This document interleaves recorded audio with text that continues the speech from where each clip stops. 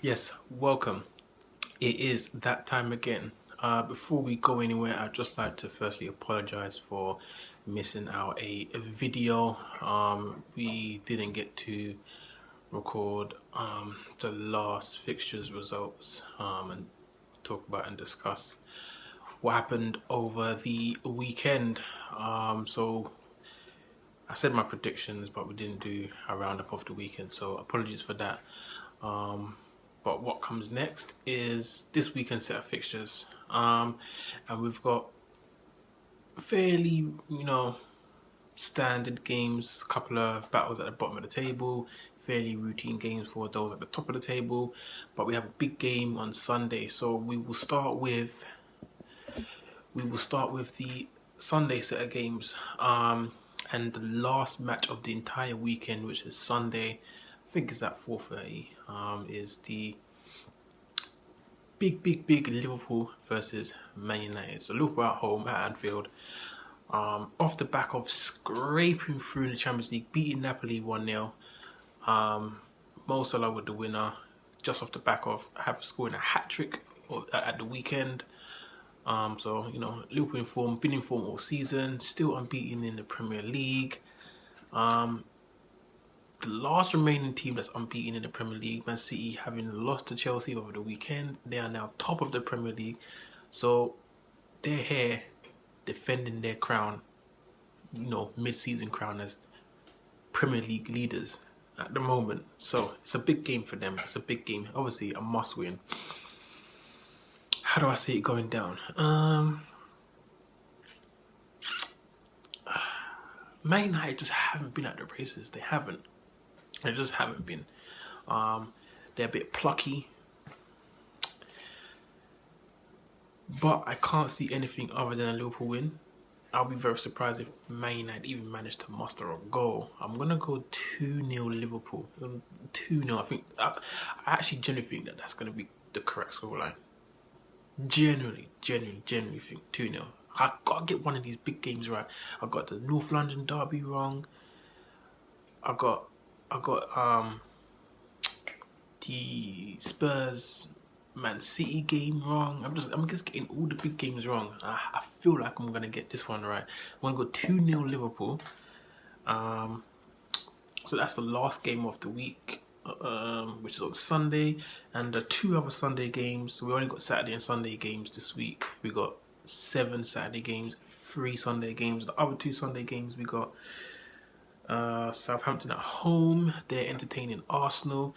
I think because this is filming on a Wednesday, so I haven't seen or know what Arsenal's lineup is going to be tomorrow for Thursday night football. But I'm expecting how it was in the previous Europa League group stage match, where they played players like Reece Nelson and Danny Welbeck and just a bunch of players just to rest up their main squad. I expect them to do the same. I expect the majority of them to not even travel, like Aubameyang, Lacazette.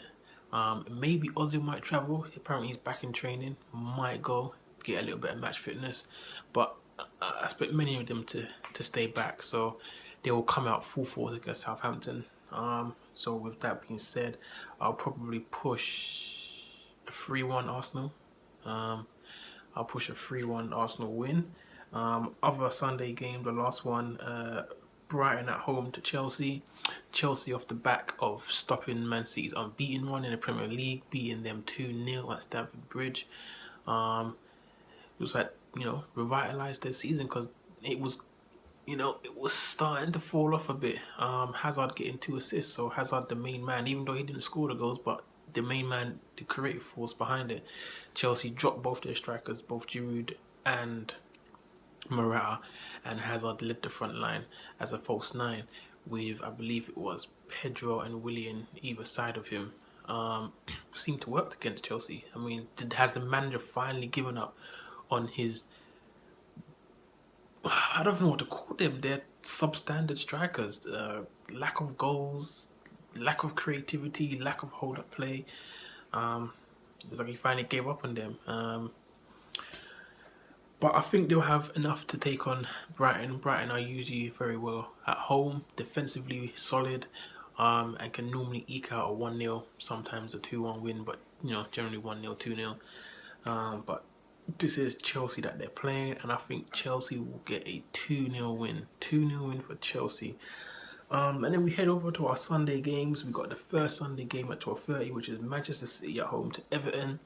So it's a big game for them. They win that game nice and early. Liverpool got 24 hours to be back in second place and try and beat Man United to regain top spot. So Man City have the ability to put the pressure on Liverpool here.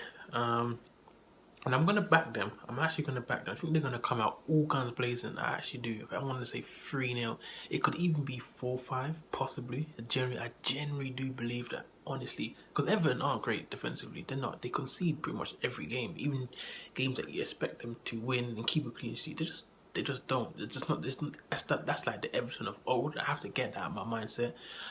This new Everton, they score goals with Charleston scores goals.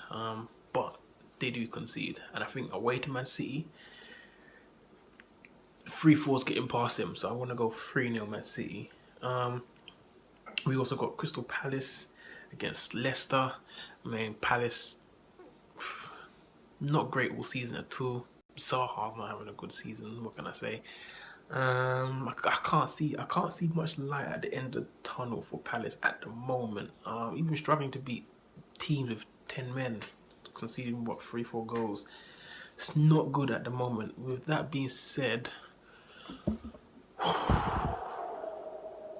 Leicester not even doing well, are they? Vardy was rested last game. They're not even scoring many goals at all. It's tough. Away games are never easy. They're never easy, even against teams that are struggling. But I'll give it to Leicester. I'll give it to them 1-0. No, I can't say 2-1. 2-1. No, I'll give it to Leicester 1-0. 1-0. And then we got Huddersfield at home to Newcastle. Another match where it's like it can go either way. Both need to win. They're at the bottom of the table. But I'm gonna push to Newcastle victory 1-0. Can they even keep a clean sheet? It's so hard. These games are so hard to predict, and these are in the Super 6. These are the 3 o'clock kickoffs. I'm gonna have to think long and hard about this.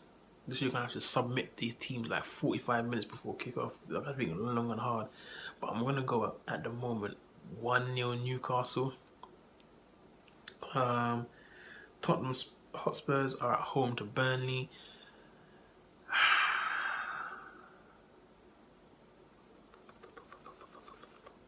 I have a feeling that it's going to be 1-1. I just have a feeling like Spurs are they're running out of steam.